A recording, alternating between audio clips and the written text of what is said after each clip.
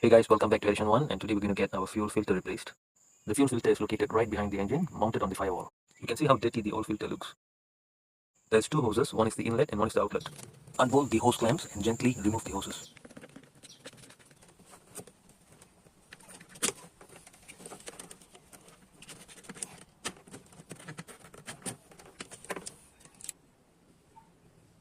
This was how much of dirt and grime that was stuck inside the old filter.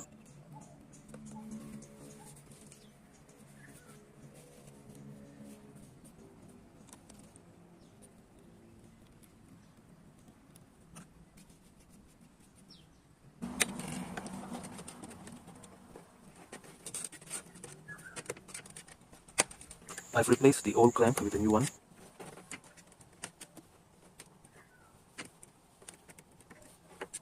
And there we go with the fuel filter replacement. If you like this video, do click like and subscribe to my channel.